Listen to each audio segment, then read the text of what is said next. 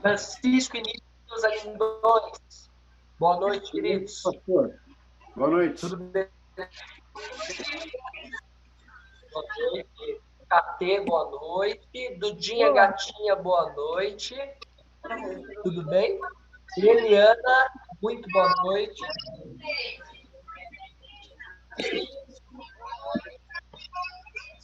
Lucas Bolas, boa noite, Lidão.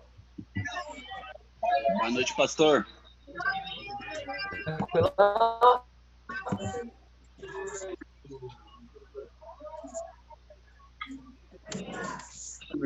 Boa noite para quem eu não cumprimentei, boa noite. Boa noite a todos também.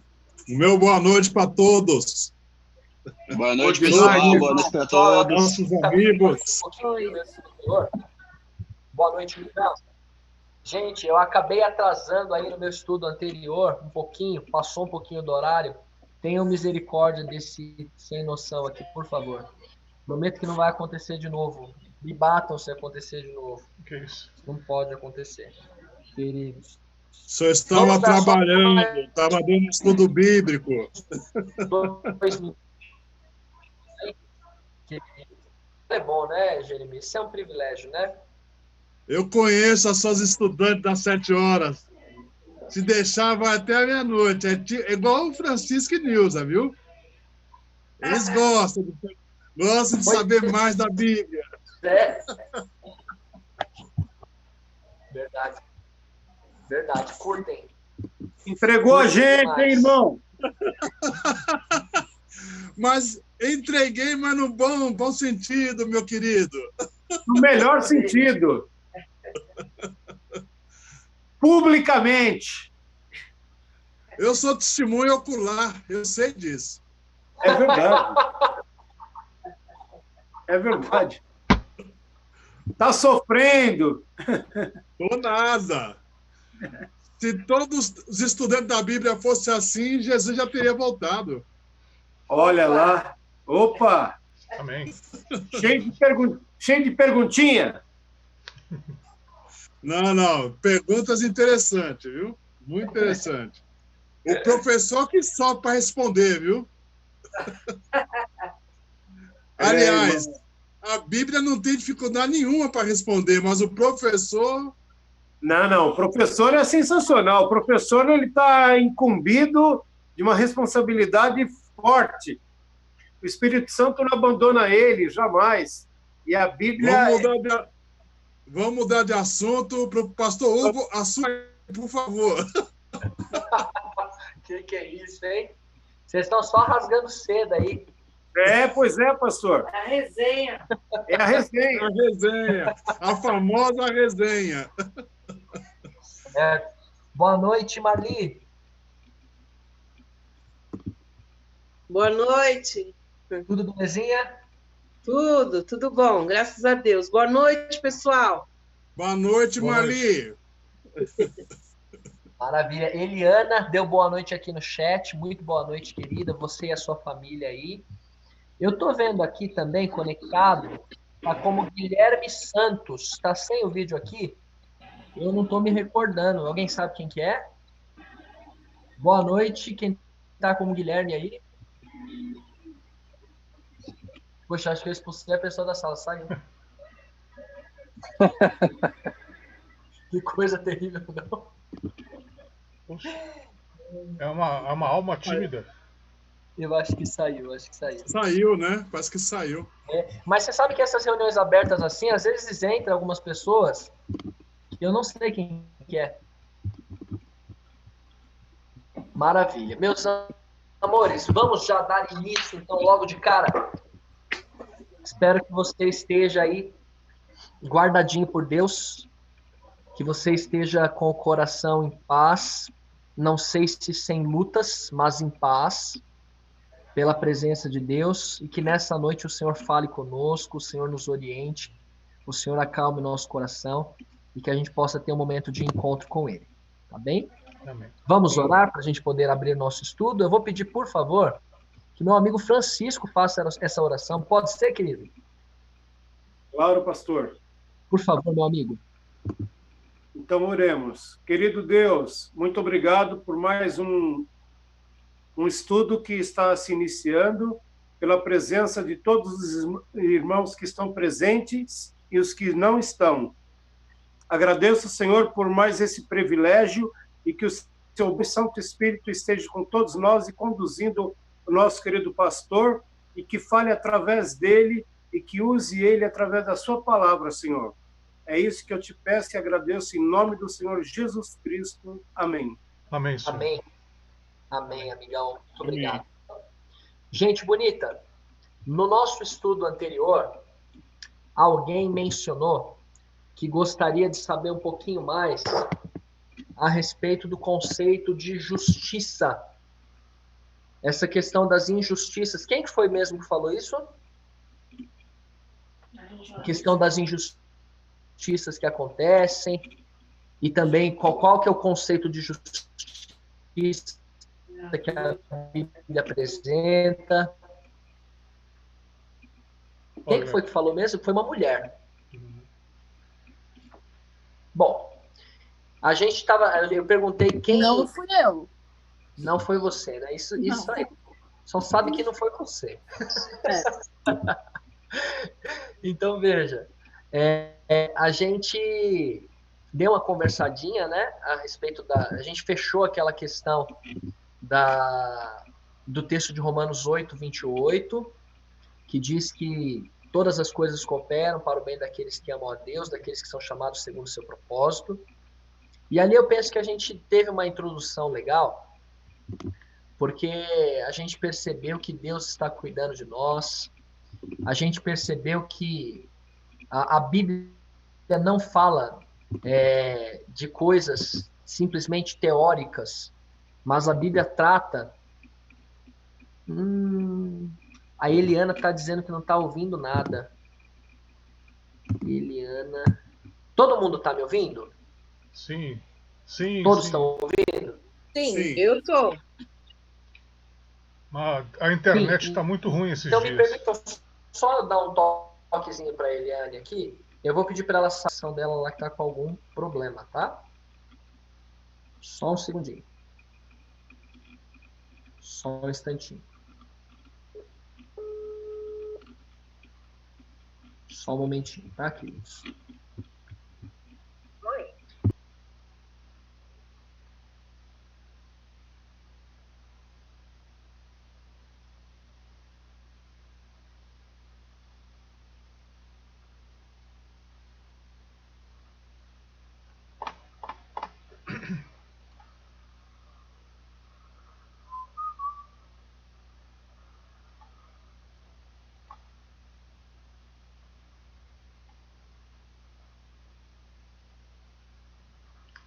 Silêncio.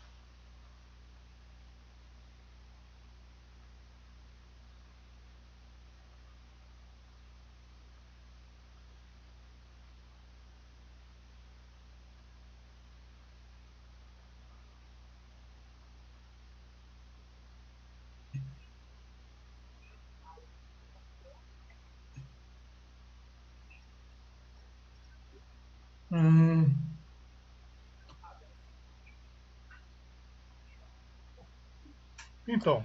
Estou ouvindo aqui.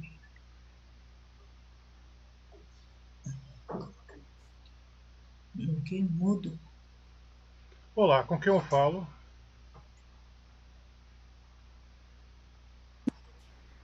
Pastor, acho que agora está mudo também. Ele voltou a falar com a gente? Tô falando sozinho aqui, gente. Tá mesmo. Nada a ver, né? Começa de novo. Eu acho que agora o dela tá funcionando. Agora, beleza. Já manda mensagem para quem tá ouvindo. Vamos mandar bala, então? O nosso amigo Francisco já orou. E eu estava introduzindo aqui falando que nós vimos, então, pelos estudos anteriores, tivemos que Deus está no controle, que Deus cuida de nós. Vimos que a Bíblia não fala de coisas teóricas, mas o que a Bíblia fala tem tudo a ver com a nossa vida prática, com o nosso dia a dia, e hoje não vai ser diferente, tá bom? Vamos abrir a Bíblia no Evangelho de Mateus, capítulo de número 5, verso 6. Mateus, capítulo 5, verso de número 6.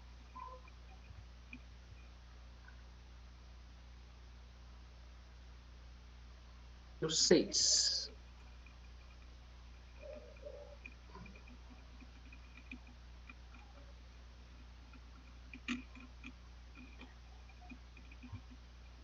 Vocês estão me ouvindo aí? Às vezes minha conexão dá uma paradinha aqui, mas eu acho que tá beleza, né? Eu vou pedir que a KT leia para nós, por favor. Pastor, eu perdi. Por favor, repete qual é a passagem. Opa, Mateus 5, verso 6. Gi. Obrigada. Valeu. Mateus Posso 5, ler? verso 6. Por gentileza. Bem-aventurados os que têm fome e sede de justiça, pois serão satisfeitos. Ok. Então, alguém sabe o que significa o termo bem-aventurado? O que significa bem-aventurado? Bendito 3 vezes. Felizes, pastor? Alguém saberia? Feliz. Perfeito, Lucas. Perfeito, amigaço. Bem-aventurado significa feliz, abençoado, né? Uma pessoa que vive plenamente, alguém verdadeiramente feliz. Feliz. Então, nas palavras de Cristo, bem-aventurados ou felizes são os que têm fome e sede de justiça. E aí ele diz por quê? Porque serão fartos, ok? A gente tem que saber que esse texto aí, ele aparece como o iniciozinho do que a gente conhece como Sermão da Montanha. O Sermão da Montanha é o mais belo sermão pregado pelo maior de todos os pregadores, que é o próprio Senhor Jesus Cristo, o verbo vivo encarnado, né? A palavra encarnada. E Jesus, ele disse que felizes são aqueles que têm fome e sede de justiça, porque serão fartos, tá? A gente vai conversar aqui sobre o que é justiça, de uma perspectiva bíblica. E eu escolhi esse texto, dentre muitos textos, para poder introduzir, porque eu penso que esse texto, quando Jesus diz assim, olha, felizes são os que têm fome e sede de justiça, o que Jesus está querendo deixar claro aqui é que justiça é uma necessidade básica para a nossa sobrevivência. Para a nossa sobrevivência. É questão de vida ou morte. Por quê? Porque alimento e água são necessidades essenciais da vida. Se a gente não tiver pão e água, a gente perece. Do mesmo jeito, se a gente não tiver, não perece. Estão me acompanhando aí, tranquilinho? Ok? Então, veja só. Dentre as necessidades mais básicas que a gente tem, estão aí a necessidade pelo alimento e também pela bebida, pela água, né? E se essas necessidades não forem supridas a tempo, vão levar a gente à morte. Eu gosto de trazer algumas curiosidades aí para vocês, tá? Eu pesquisando aí sobre situações em que pessoas ficaram sem comer, sem beber, eu encontrei uma reportagem de alguns poucos anos atrás de 2 freiras que num convento em Roma, elas ficaram presas dentro de um elevador. Na sexta-feira, elas entraram no elevador, estavam só elas duas no prédio, o prédio estava vazio, e aí elas apertaram o botão do andar. O trajeto era pequenininho e acabou a energia elétrica. O fornecimento de energia foi cortado. E aí, os primeiros momentos, né, elas tiveram aquela sensação assim, vai passar logo, né, vai voltar a energia elétrica, né? Só que não voltou. Passou meia hora, 1 hora, 10 horas, elas gritando, pedindo ajuda, mas não tinha ninguém mais no prédio. Silêncio total. É o que elas tinham como resposta. E elas não tinham água e não tinham alimento com elas. Isso era o mais grave de tudo. Ficar ali dentro do elevador, pelas primeiras horas, era algo suportável. Só que aconteceu que passou o sábado, isso aconteceu na sexta-feira, passou o sábado inteiro, passou o domingo inteirinho também, e foram dias desesperadores por causa da fome e principalmente por causa da sede. E foi só na segunda-feira que uma faxineira que tinha ido para limpar o prédio chamou a polícia porque estava tocando a campainha e não tinha resposta de ninguém. A polícia entrou no prédio e encontrou as duas mulheres com vida. Com vida. E elas foram levadas às pressas para um hospital onde receberam ali um tratamento para desidratação profunda. Porque elas tiveram que sobreviver por 3 dias sem água e sem alimento. Você sabe em quantos dias uma pessoa fica sem alimento? Sem comer nada? Quantos dias o ser humano consegue ficar sem comer nada? Alguém saberia dizer?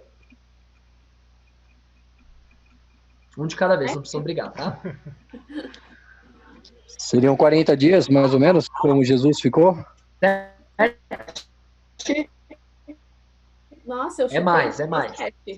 Então, é Lucas quem tá falando? Luiz. Ó, pessoas em condições saudáveis aí podem sobreviver de 20 a 30 dias sem comer nada. Impressionante, né? O corpo humano tem uma resistência, assim, espetacular, né? Aí tem aquela questão, né, das reservas, né? Aí tem um momento que o corpo, eu não sei a sequência, tá? Mas chega uma hora que o corpo ele vai buscar das gorduras, aí chega um momento que ele começa a tirar das proteínas, enfim, o corpo vai tendo aí as suas alternativas, né? E aí aqui a gente podia até falar um pouquinho sobre jejum, né? Jejum, a maioria das pessoas consegue fazer jejum aí de 24 horas, só que também é legal, se você tiver alguma restrição, se tiver diabetes, né, alguma questão de saúde mais delicada, consulte o médico, né, para saber como fazer um jejum. Mas se você for fazer um jejum mais prolongado, aí mais ainda você tem que ter um especialista te orientando, tá? Para que você não passe por dificuldades graves aí, tá? Tem algumas questõezinhas aí que tem que cuidar, né? Já ouvi falar de pessoas que começaram a sair furúnculos no corpo depois de 3 dias jejuando. Então tem que ter alguns cuidados especiais aí, uma orientação médica se for fazer mais de um dia, tá? O Lucas falou aí que ele consegue ficar 1 ano porque ele tem bastante reserva. Para, Lucas, você tá bem, amigão. Nada disso. Eu tenho bastante reserva e não consigo. Mas a gente tem que ter uma reservinha para os dias de perseguição, gente. Tem que ter uma reservinha, né? Esse é o intuito, pastor. Estou fazendo um estoque para perseguição. Né? Já para aguentar aí o período nas montanhas, né? Durante a perseguição. Você sabe qual que é o recorde mundial? A pessoa que passou mais tempo em jejum? Eu dei uma pesquisada aí e eu vi que é um brasileiro. É de um brasileiro, em 2004, um carioca. Não sei depois que eu pesquisei se já foi batido esse recorde, mas até então era de Erickson Leif. O camarada ele ficou 51 dias sem comer, né? Ele começou o jejum dele com 103 quilos e terminou com 78,5 quilos. Que tal? Não tentem fazer isso em casa, tá bom? Não tentem fazer isso aí em casa. Eu precisava fazer isso. Eu precisava também fazer. Abaixar o preço, baixar o peso, não passar fome, né? Que absurdo, hein? Que absurdo. Pastor, não dá ideia, pastor. Não. Na verdade, o segredo aí é comer direito, né? Não é a questão, não é nem não comer, é comer direito, atividade física e tudo mais. Mas olha só, sem comer, então, quer dizer que a gente aguenta muitos dias. Agora, a falta de água é muito mais grave, porque a água é o elemento mais importante do nosso corpo. O nosso corpo, ele é composto de aproximadamente 60% a 70% de água. Você sabe em quantos dias uma pessoa sobrevive sem água num clima quente como o do Brasil, por exemplo? A gente está falando aqui 1 dia. Depois de 1 dia, a pessoa já vai estar passando por momentos muito difíceis e desesperadores. Mas até morrer, vai um pouquinho mais de tempo aí, tá bem? Os médicos dizem que é de 3 a 4 dias se sobrevive sem água no clima quente, né? Quando a gente fica sem água, gente, o organismo, ele rapidamente começa a ter sérios problemas, começa a colapsar, né? As toxinas não são eliminadas, o sangue começa a ficar viscoso, então a gente morre rápido sem água, né? E em lugares frios, os médicos dizem aí que é possível chegar a 7 dias até sem tomar água. Agora, uma coisa é certa, né? A gente tem que tomar água antes de sentir sede. Quando a gente sente sede é porque o corpo já está pedindo água, né? Então, o que eu quero dizer com tudo isso aqui? Eu quero dizer que fome e sede são necessidades urgentes que, se não forem supridas, levam à morte. Levam à morte. E quando eu pensei nas palavras de Jesus, uma das coisas que eu já imaginei foi a seguinte, né? Tem uma outra necessidade que a gente tem, que na verdade a gente não pode ficar sem, que a gente morre muito mais rápido se a gente não tiver ela suprida, que é a respiração, né? Que é o ar, a necessidade de termos ali o nosso fôlego, né? A respiração. Só que tem uma diferença clara entre a necessidade pelo ar em relação à necessidade pelo alimento e pela água, que é a seguinte: para eu respirar, eu não preciso nem pensar e eu não preciso ir em busca do ar. O ar já está disponível o tempo todo, não é? A gente nem pensa para respirar. A gente respira, inclusive, enquanto está dormindo, né? É uma função que o nosso corpo já realiza automaticamente. Claro, dada pela graça de Deus para nós. Agora, o alimento e a água são necessidades que a gente tem que ir atrás do alimento e da água para termos elas supridas. Se a gente não buscar o alimento e não buscarmos a bebida, nós, em pouco tempo, morremos. E para que eu estou dizendo tudo isso nessa introdução aqui? Para dizer para vocês que nesta noite, Jesus está falando para você e para mim o seguinte, que felizes são as pessoas que têm fome e sede do que mesmo? Justiça. Do que mesmo? Justiça. Justiça. Fome e sede de justiça. Exatamente. Então quer dizer que Jesus está colocando a justiça como algo tão importante, mas tão importante, que se a gente não buscar por ela, em pouco tempo a gente também morre. Estão entendendo isso daqui? Justiça é algo que, se você e eu não entendermos que a gente precisa dela, assim como a gente precisa do pão e da água, a gente vai perecer, a gente vai morrer. Agora, a pergunta da noite é: o que é justiça? Se eu preciso tanto assim, eu tenho que saber o que é esse negócio. Bom, o que é justiça? A gente entende por justiça, né, por exemplo, a aplicação correta das leis. Isso é justiça, né? O que mais é justiça? Justiça é também imparcialidade, né? É você aplicar um julgamento justo. A gente também pensa em justiça em termos de um comportamento correto, um comportamento ideal. A gente sabe também que justiça é um dos atributos mais importantes de Deus. A Bíblia diz que Deus, ele é justo. Justo. Vocês estão me acompanhando aí? Tranquilinho? Ok. Então, em primeiro lugar, agora eu quero mostrar para vocês um texto que é possível que alguns de vocês conheçam, mas eu acho que talvez a maioria ainda não conheça. É um texto bíblico que vai falar a respeito do que é justiça, de acordo com a Bíblia. Tá bom? O que é justiça? Será que é uma ideia? Será que é uma filosofia? Será que é um conjunto de regras? O que é justiça, afinal de contas? Vamos abrir no livro. A gente tem aqui o profeta no nosso grupo, né? O Jeremias. Vamos abrir no livro de Jeremias.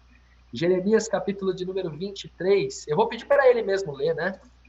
Jeremias, capítulo 23, o verso 6. Jeremias, amado, por favor, lê para nós Jeremias 23, 6. Vamos só aguardar todo mundo achar, por gentileza? E a gente vai ver na Bíblia o que é justiça. Jeremias 23, verso 6. Presta muita atenção nesse texto. E aí, depois que o Jeremias ler, eu vou pedir para alguém, por gentileza, explicar o que foi lido, tá bom? Se vocês, alguém aí, algum dos estudantes aí, o que é que vocês entenderam, por favor, a respeito de Jeremias 23, verso 6. Todos encontraram? Tranquilinho? Diga agora. Todos acharam? Podemos ler? Ok, então vamos lá. Jeremias 23, verso 6, por favor, meu amigo. Nos seus dias, Judá será salvo, e Israel habitará seguro. será este o seu nome, com quem será chamado Senhor, justiça nossa. Agora eu vou pedir para alguém explicar, por favor, esse texto. Um dos estudantes. O que vocês entendem aí, queridos alunos amados? Um de cada vez, não precisam brigar, tá bom?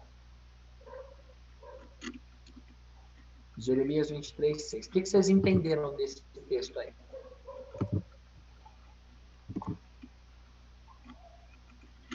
Um de cada vez, não precisa brigar, tá bom? Posso arriscar? Passo para todo mundo falar. Diga aí, Elias, querido.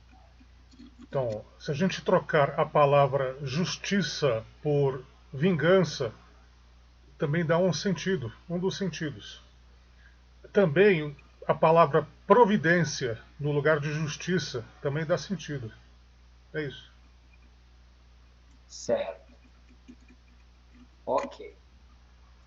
Mas, notem que esse texto, pega o comecinho do texto. É uma profecia. E é uma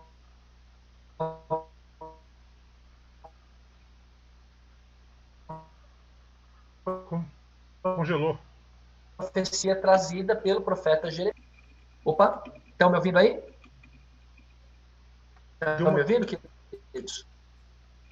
Deu uma congelada. Agora sim, mas Voltou? estava travando. Deu uma travada, pastor, mas agora voltou. Voltou? Então, olha só. Quando Jeremias ele fala sobre isso, ele diz assim, nos seus dias, Judá será salvo. Ele está falando de uma pessoa.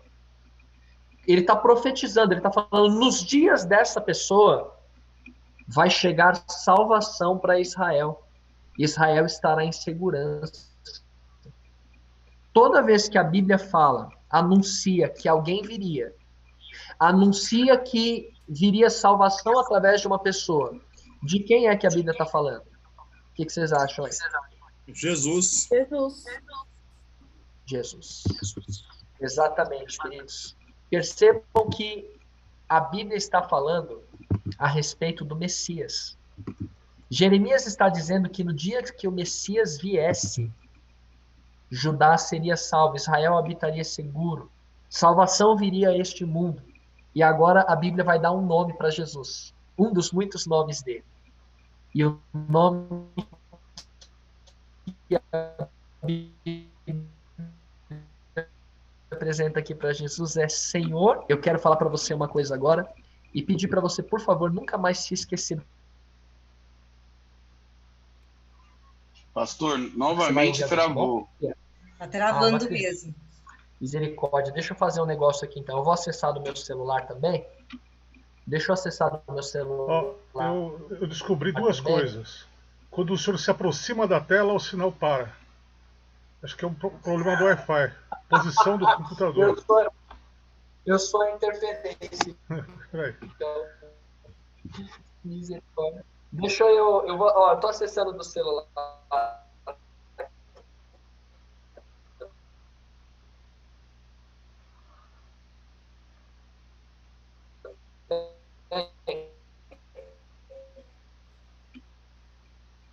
Eu só quero.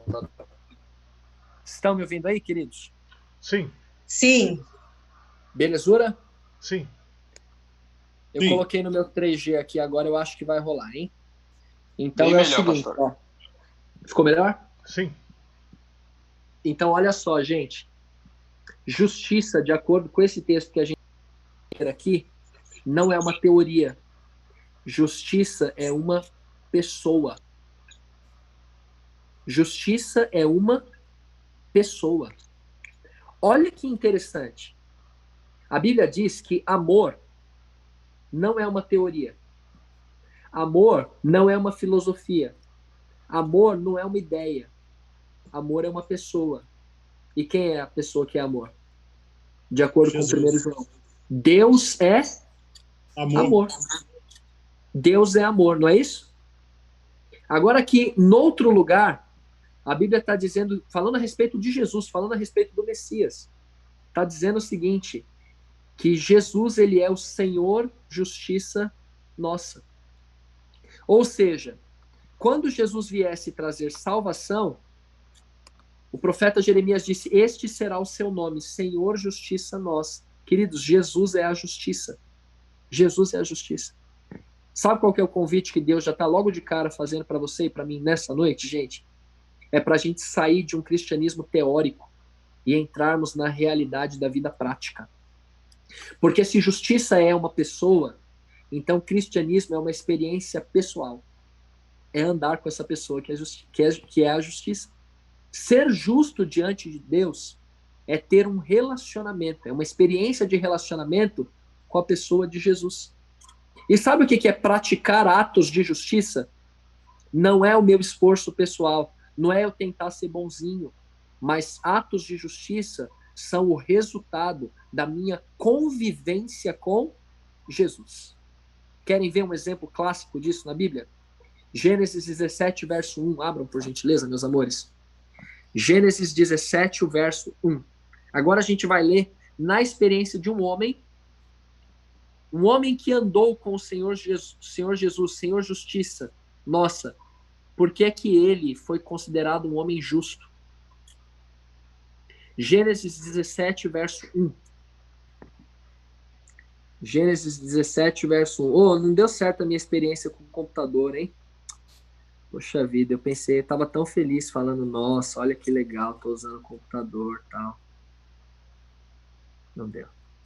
Vamos pelo celular mesmo. Gênesis 17, verso 1. Ô, pastor, numa próxima, tenta ficar junto ao roteador e colocar um cabo do roteador no computador. Aí não falha. Porque aí você não depende da antena. Aí, direto do roteador para o computador, tende a ser mais estável o sinal. Mas já tem uma dona perto do roteador. Minha esposa tá lá, no culto das mulheres, e ela fala muito mais alto do que eu. Então não daria para eu fazer isso. Um cabo longo. Um cabo de 30 metros. Um cabo de 30 metros. Quartinho, porque a Silene tá na sala. Oh, que beleza, hein? Vamos lá. Gênesis 17, verso 1. O que diz aí, queridos? Eu vou pedir agora, por favor, eu vou pedir para Eliana. Você tá aí, minha lindona? Tá ouvindo aí, querida? Sim, tô ouvindo.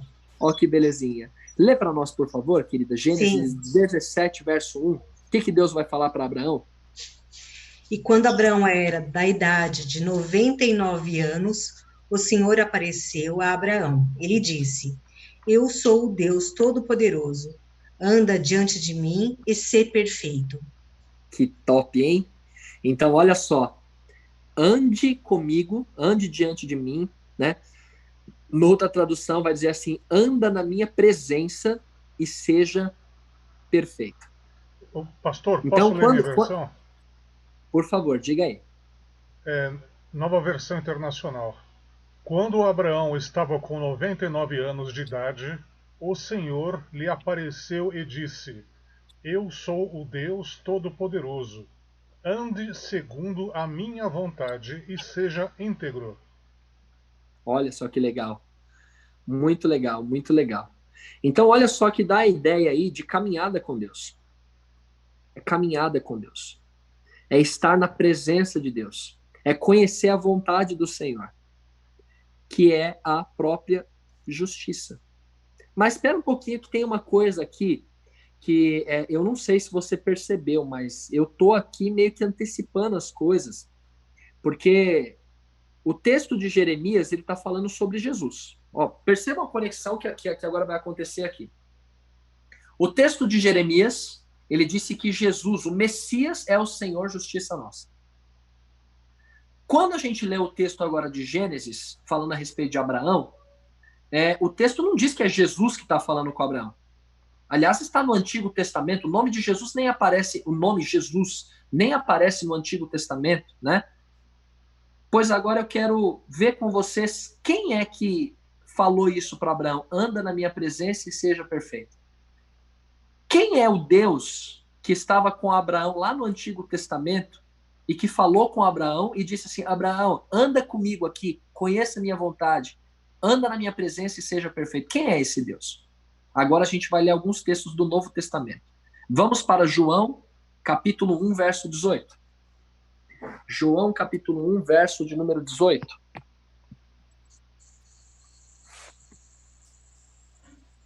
João 1, 18.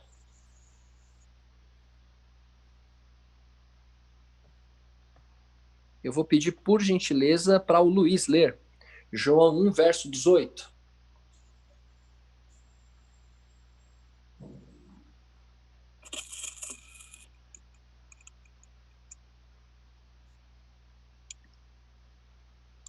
Luiz? Luiz, querido? Acho que ele não está ouvindo agora. Opa, é que eu estava com o meu microfone silenciado, desculpe. Tranquilo. Vamos lá. Eu vou ler a versão King James, tudo bem? Que é isso, hein? Só as versões aí, hein? João 1, verso 18. Inclusive, no verso anterior, quando ele fala, antes de El Shaddai, antes do Todo-Poderoso, ele falava que eu sou El Shaddai, né, na versão King James. Vamos lá. Diz assim: ninguém jamais viu a Deus. O Filho unigênito que está no seio do Pai é quem o revelou. Espera um pouquinho, gente.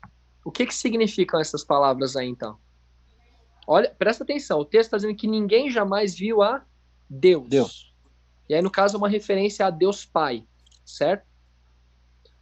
Deus Pai nunca foi visto. Quem sempre foi visto pelos homens? O Filho que o revelou. O Filho que o revelou. Então, amigos aí, estudantes, o que vocês entendem com isso? Lá no Antigo Testamento, teve alguns homens que viram a Deus, não é? Um deles foi Moisés, outro foi Abraão, outro foi Jacó, outro foi o profeta Isaías, não é assim? Adão. Homens que viram a Deus. Daniel também viu a Deus. Então quer dizer que teve um monte de gente que viu a Deus, mas quem foi que eles viram lá no Antigo Testamento?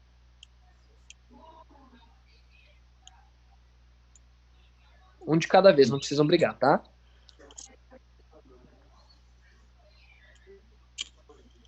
Digam aí. Quem é que sempre foi visto pelos homens? Jesus. Sim. Veja, João 1, verso 8 está dizendo que Deus, Pai, nunca foi visto pelos homens. Mas quem sempre foi visto foi o Filho de Deus. E foi sempre o Filho quem revelou quem é Deus. Então, esse texto da Bíblia, gente, ele está afirmando uma coisa para nós. Primeira delas, Jesus é Deus. Jesus é Deus. Essa afirmação ela é categórica. Segunda afirmação que está sendo feita aí. Quem sempre esteve em contato com os homens sempre foi Jesus. Mesmo antes de encarnar, mesmo antes de vir ao mundo, quem sempre foi visto pelos homens foi Jesus. O que vocês acham disso? Olha só, gente. A gente sabe que Jesus morreu por nós na cruz. Mas saber que ele é Deus e que sempre se preocupou com a humanidade, ele foi quem nos criou, de acordo com João 1, verso 1. É um texto que a gente vai estudar numa ocasião posterior, tá bem? Isso torna mais sublime ainda o fato de Jesus ter dado a vida por nós. O nosso Deus, o nosso Criador, é quem morreu por nós. Isso vai dar talvez um nó na cabeça de alguns. Como assim? Então quer dizer que Deus é mais de uma pessoa? Sim. Sim. A Bíblia, ela deixa claro que Deus, ele é Pai, Filho e Espírito Santo. Tem ainda uma terceira pessoa no que nós chamamos de Trindade. Deus, ele não é uma pessoa só. Deus se apresenta como 3 pessoas. Um único Deus, mas são 3 pessoas. A gente vai tirar outros estudos para podermos falar a respeito disso, que é tão grandioso, é certamente o assunto mais complexo de todos, tá bem? Que fica muitas dúvidas, mas por hora eu digo isso, tá bem? João 1,18 está deixando bem claro que quem sempre foi visto foi Jesus. Então pergunto para vocês, quem foi que disse para Abraão, anda na minha presença e seja perfeito? Jesus. Jesus. Vamos comprovar isso? Agora vamos lá a João capítulo 8. Pastor Hugo? Por favor, Jeremias. A Bíblia afirma que ninguém viu a Deus. Exatamente. Deus Pai nunca foi visto. Somente o Filho foi visto. É isso mesmo. Inclusive Adão e Eva. Inclusive Adão e Eva. Exatamente, meu amigo. O texto é específico em dizer ninguém, ou seja, ninguém, nenhum ser humano jamais viu Deus Pai. Sempre quem foi visto foi Jesus. Sempre foi Jesus. Isso é espetacular, né? Isso é espetacular. Agora, vamos comprovar isso ainda? A respeito de Abraão, o contato que Jesus teve com ele. Vamos agora a João 8, do verso 53 a 59. Esse eu vou pedir para a Gi ler para nós, por gentileza. João 8, do 53 até o 59. Aqui nós vamos encontrar Jesus, queridos, conversando com alguns religiosos dos dias dele, e os caras estavam muito bravos com Jesus, porque Jesus estava falando algumas coisas assim, se colocando realmente no mesmo nível que Deus. Jesus estava se apresentando como sendo o próprio Deus, como tendo contato com o Pai. E os caras estavam muito bravos com Jesus. Agora, olha o que Jesus vai falar sobre Abraão e sobre si mesmo também, em João 8, 53 a 59, por gentileza, Gi. És maior do que Abraão, o nosso pai que morreu? Também os profetas morreram. Quem pôs te fazer? Respondeu Jesus: se eu me glorifico a mim mesmo, a minha glória nada é. Quem me glorifica é meu Pai, o qual vós dizeis que é vosso Deus. Entretanto, vós não tendes conhecido. Eu, porém, o conheço. Se eu disser que não o conheço, serei como vós, mentiroso. Mas eu o conheço e guardo sua palavra. Abraão, vosso pai, alegrou-se por ver o meu dia, viu e regozijou-se. Perguntaram-lhe, pois, os judeus: ainda não tem 50 anos e viste Abraão?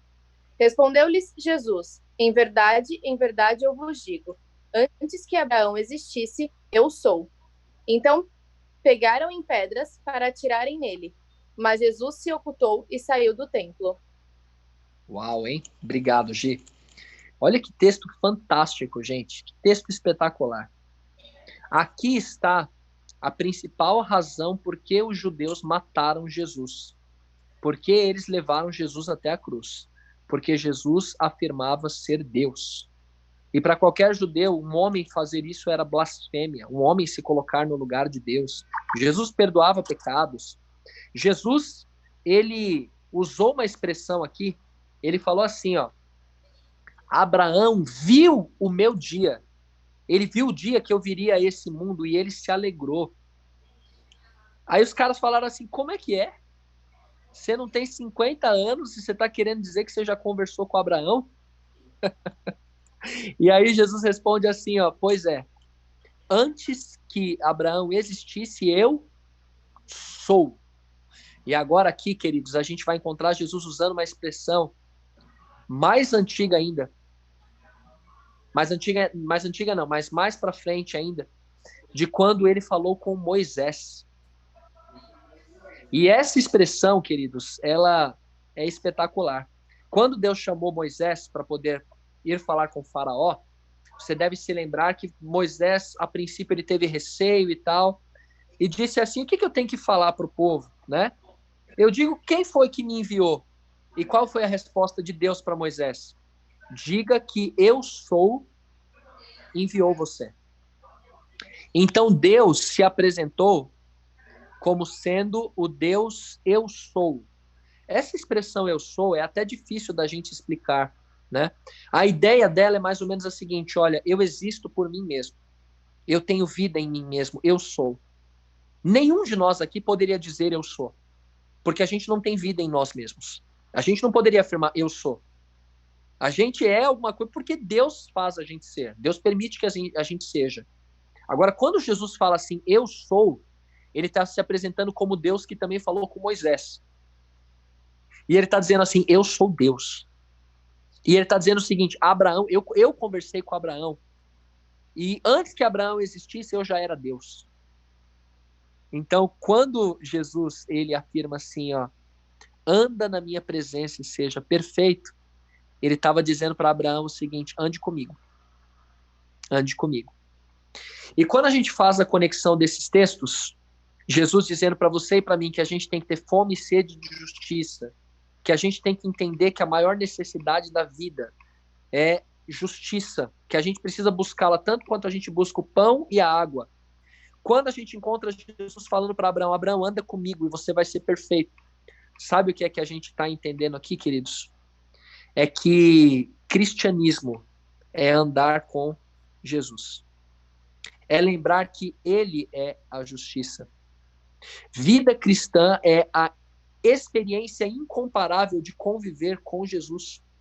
Sabe, queridos, o nosso problema é que às vezes a gente acha que viver uma vida justa é a gente conseguir não cometer nenhum errinho, é um nível de santidade que a gente tem que alcançar, né? E aí sabe o que vai acontecer? A gente vai se frustrar, porque a gente não consegue fazer as coisas certas por nós mesmos. Nós não conseguimos sequer mudar por nossas próprias forças um hábito, um mau hábito. E pior, sabe o que é o pior? Desde pequeno a gente aprende e depois a gente ensina para os nossos filhos que vida justa é uma meta, né? É como se fosse assim, é um monte de coisa que a gente tem que fazer.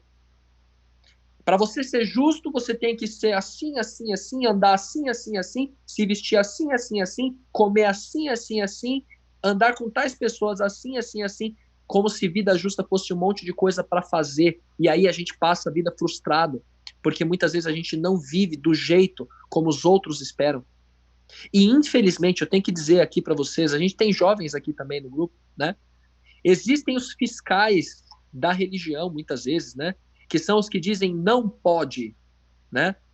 Mas dizem não pode sem explicar o porquê. E aí muita gente, muitos jovens especialmente, para muitos o cristianismo virou um fardo, que vão jogar fora e vão largar na primeira oportunidade que tiverem. Sabe o que a gente tem que entender de uma vez por todas, queridos? É que justiça é uma pessoa. Justiça não é o que eu faço, justiça é o que Cristo faz em mim. E justiça é uma pessoa que está de braços abertos e que ama você. E é alguém que sabe o que a gente passa porque viveu aqui nesse mundo. É alguém que conhece toda a sua vida e que não fica apontando o dedo para você. É alguém que a gente tem que aprender a conviver e amar. E cristianismo só vai fazer sentido quando a gente tiver em intimidade com Jesus. Então, felizes são aqueles que têm fome e sede de justiça, porque felizes são aqueles que entendem que a maior necessidade da vida é Jesus. Felizes são aqueles que entendem que a maior necessidade da vida, mais do que alimento, mais do que água, é a necessidade de ter Cristo na minha vida, andar na presença dele como Abraão fez. Vamos ler o que está escrito em João 8, aliás, João 6, 35, por favor. João 6, verso 35. Olha quem está aí, o Joel. Está ouvindo aí, Joel amado? Você lê para nós, mestre amado. João, capítulo 6, verso 35. Queridos, vocês estão conseguindo acompanhar tranquilinho? Sim. Interrompam, por favor, tá? É um estudo para todos participarem. Não sou só eu que falo, não, tá? Eu falo demais mesmo. Mas podem interromper a qualquer momento. Todos os professores aí façam comentários, acrescentem, fiquem totalmente à vontade. Os alunos, todos, tá bom? Por favor. Pastor. João 6, 35. Olha só o que é que Jesus vai falar para você e para mim e veja se não faz todo sentido com o que a gente viu aqui até agora. Declarou-lhe, pois, Jesus: Eu sou o pão da vida. O que vem a mim jamais terá fome, e o que crê em mim jamais terá sede. Jesus está dizendo que ele é o pão da vida. Entenda. Entenda. A maior necessidade da vida é Cristo. Eu não sei se você percebeu isso, se você tinha percebido isso. Há quanto tempo você percebeu isso, se ainda não tinha percebido isso? A maior necessidade da vida é Cristo. Gente, é uma questão de vida ou morte. Fome e sede não dá para deixar para depois. Não dá. E outra coisa, quando eu preciso comer, eu preciso comer. O que eu comi ontem não é suficiente para hoje. a água que eu tomei de manhã, pela manhã, não é suficiente para agora, eu tenho que tomar de novo. Ou seja, eu preciso entender que eu tenho que me alimentar, beber de Cristo todos os dias. Jesus não está falando aqui de uma coisa que se der tempo eu faço. Gente, a gente tem que trabalhar, a gente tem que estudar, certo? Só que a gente tem que parar para comer, para tomar água. Já tem aquela expressão, né? Saco vazio não para em pé. Não é verdade? Sem Jesus a gente está morto espiritualmente. Eu não tenho opção de deixar para depois. Quem caminha sem Jesus por essa vida é como se fosse um morto-vivo, é um zumbi. Está morto espiritualmente. Está morto espiritualmente. A maior necessidade da vida é Cristo. Agora eu vou pedir para você ler um outro texto para ficar mais claro ainda. Olha a figura que Jesus vai usar agora para falar que a gente tem que estar ligado a ele o tempo todo. João 15, verso 5. Olha que texto espetacular. João 15, versículo de número 5.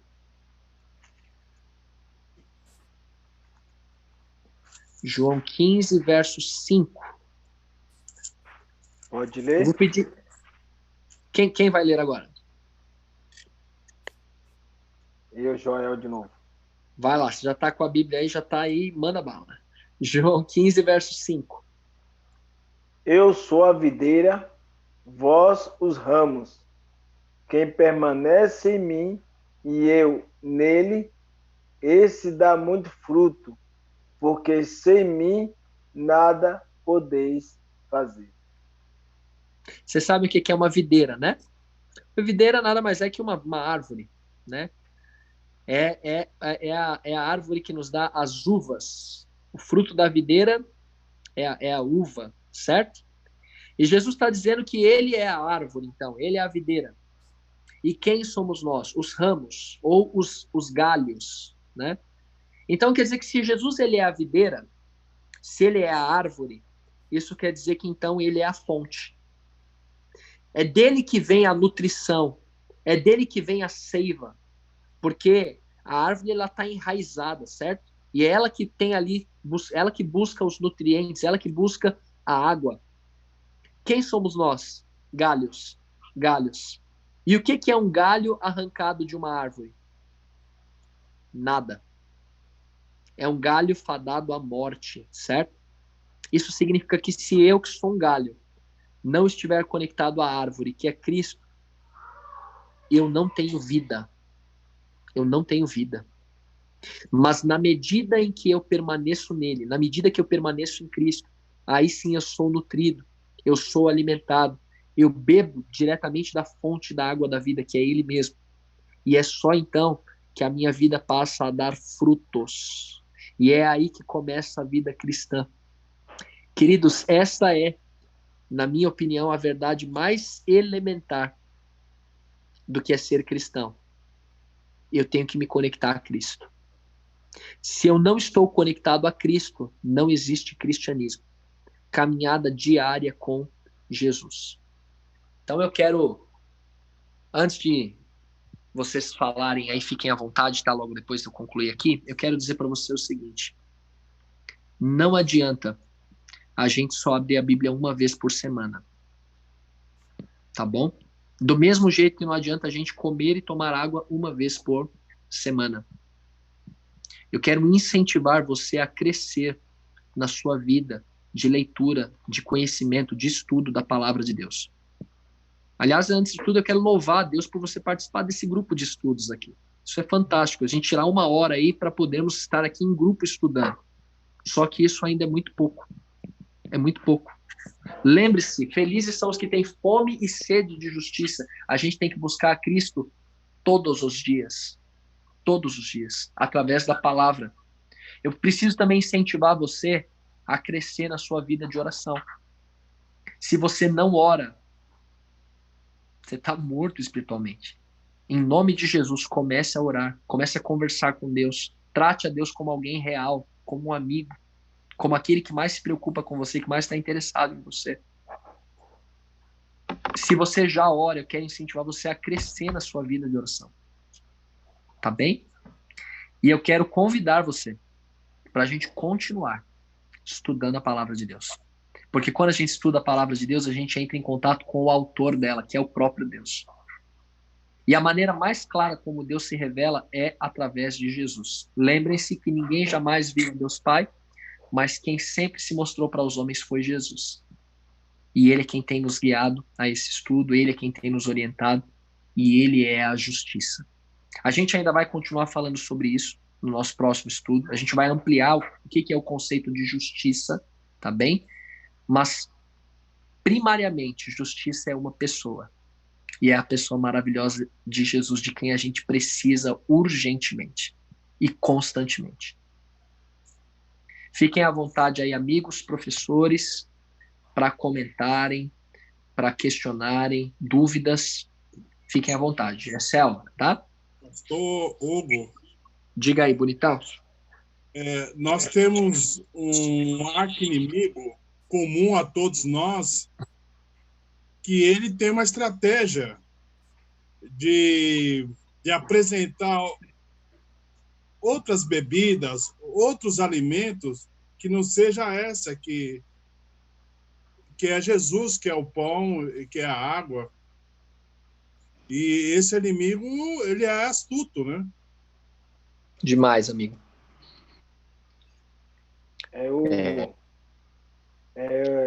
Estão me ouvindo? Por favor, amigão. É como o Jeremias comentou aí, as pessoas, no geral, têm colocado a religião como primordial. Até mesmo dizendo, eu sou da igreja tal, eu sou evangélico, eu sou crente, né? Eu creio em Deus. Mas poucas pessoas hoje, no geral, poucas pessoas hoje que dizem eu sou cristão. E podemos ver que ser cristão é fazer o que Jesus fez. Se resume nisso, né? Senhor, justiça nossa, fazer o que Jesus fez. E as pessoas hoje, muitos ainda se focalizam, eu faço parte de tal religião. E dá para observar, dá para perceber na conduta da pessoa que eu fazer parte de uma religião, eu não tenho mudança. Eu continuo, muitas das vezes, na mesmice, do jeito que eu me batizei antes, e eu sou antes e sou depois, não mudei nada. E quando você passa a ser cristão de verdade, você passa a amar as pessoas, você passa a ser humilde, você passa a ter o dom do Espírito Santo na sua vida, que é bondade, misericórdia, mansidão, domínio próprio. E tudo isso a gente adquire quando você se torna e quando você está ligado à videira que é Cristo. Então, a importância de nós sermos cristãos, né? E aí ir mais além, ter o conhecimento da palavra de Deus todos os dias, para que assim, com certeza, você sendo cristão, dizendo eu sou cristão, você já vai lembrar, é fazer o que Jesus fez. Então, eu vou passar a ser nova pessoa, nova criatura, e assim mostrar às pessoas a luz de Jesus que está em nós. Então, isso tem muita diferença de ser crente, ser evangélico, ser de tal religião, e muita diferença mais ainda é se dizer eu sou cristão. E ser cristão é fazer o que Jesus fez. Anda na minha presença e seja perfeito, né? A palavrinha religião, foi muito legal você ter comentado isso, Joel. O significado da palavra religião é religação. Para você religar, significa que algo estava ligado antes e foi separado. Duas partes estavam ligadas, estavam separadas, agora você tem que religar. O que estava ligado? Deus e o homem. Deus criou o homem ligado a ele, conectado a ele. Mas aí o ser humano, através do pecado, se separou de Deus. Então, qual que é o propósito da religião? É conectar o homem a Deus. E a gente sabe que a conexão com Deus só acontece por meio de Jesus Cristo. Então, quando eu me conecto a Cristo, Cristo me conecta, eu estou conectado com Deus. Aí eu estou religado. Aí existe religião. Então, tudo faz sentido. Anda na minha presença e seja perfeito. Ou seja, só existe religião, de verdade, só existe religação. Eu só estou ligado a Deus novamente se eu estiver andando com Jesus. Porque aí eu vou viver semelhantemente a Ele. Porque Ele vai fazer através de mim as obras dele, né? Aí eu vou dar fruto. Mais alguém? Fique à vontade, tá bom, meus amores? Ô, pastor, eu também gostaria de fazer uma observação rapidinha. Por favor, querido. A gente vai estudando a Bíblia e vai aprendendo, né, as lições que a Bíblia nos ensina, e a gente tem uma leve percepção do Deus do Velho Testamento ser diferente, né, do Deus do Novo Testamento. E com esse estudo, a gente aprendeu que é o mesmo Deus. A mesma justiça aplicada no Velho Testamento é aplicada no Novo Testamento. Então a gente entende também que a salvação sempre foi pela graça e sempre foi pela justiça de Cristo, não pela justiça dos homens, dos profetas, dos personagens bíblicos. Sempre, sempre. Tanto que no Novo Testamento é dito, Abraão creu em Deus e isso lhe foi imputado para a justiça. Né? Então, o que foi o crer? Foi o confiar em Deus, foi a caminhada com Jesus. A caminhada com Jesus. E aí ele se tornou justo. Pastor? E isso pode acontecer com você e comigo também. Diga aí, querido. É o Elias, tudo bem? Opa, por favor, querido. A nossa colega de estudo, Ju, mandou um amém duplo pra gente aqui. Opa. No WhatsApp. Amém. E tem uma curiosidade, para quem gosta de curiosidade, se pegar a frase eu sou e traduzir para o latim, no caso aqui a tradução para o francês, a tradução vai ser Jesus. Jesus. Eu mandei no grupo a tradução. Depois vocês veem. Curioso. Interessante. Então, quando acusaram Jesus, quem você é, né, no julgamento? Jesus disse assim, você mesmo disse, eu sou. Pergunta, você é Jesus? Então, interessante. E João 1, até de 1 a 18, confiram isso, que Deus é Jesus, estava desde o princípio. E eu sou é Jesus, no latim, no dicionário. Legal, amigão. Então, percebam que Cristo, queridos, tudo o que Ele deseja, na verdade, é caminhar conosco. A maior alegria de Deus é andar com a gente. E aí eu fico impressionado, como é que pode, né? Como é que pode Ele querer andar comigo? Como pode Ele, sendo quem Ele é, querer andar comigo sendo eu quem eu sou? E aí eu fico pensando que eu sou filho dele, é só por isso. É só por isso. Eu não consigo encontrar outra razão para ele querer andar comigo a não ser o fato de eu ser filho dele. E isso acontece com todos nós. Somos filhos e filhas, príncipes e princesas. E ele quer a gente com ele na eternidade. Que bonito, né? Esse Deus maravilhoso. Chamando a gente para andar com ele. Diga aí, amigão. Que trabalho bonito, né?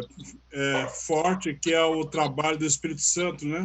Levar a pessoa a ter sede, fome de justiça, querer buscar Jesus. Exatamente. Perfeito, amigo, perfeito. A gente vai ver nos nossos próximos estudos que a obra do Espírito Santo é nos convencer do pecado, da justiça e do juízo. Ou seja, o Espírito Santo ele nos mostra o que está errado na nossa vida, aí a gente fica desesperado, né? Pronto, estou perdido, né? Mas aí não, ele diz, tem justiça. Aí ele nos leva até Jesus. E aí ele nos prepara para o juízo, que já está acontecendo. Então é a obra do Espírito Santo. O trabalho todinho de Deus, queridos, é nos salvar. Deus está agindo para a nossa salvação. Deus está agindo para que a gente tenha vida e vida eterna. Que Deus maravilhoso é esse. Mais alguém quer comentar algo? O arco-íris também é um símbolo, né? O arco-íris foi deixado como uma referência da justiça e da graça de Deus, né? Exatamente, Eliana, da justiça e da misericórdia de Deus, exatamente. Ou seja, de que Deus agiu com justiça, condenando o mundo daquela época, mas ao mesmo tempo agiu com misericórdia para aqueles que se voltaram, que se arrependeram, né?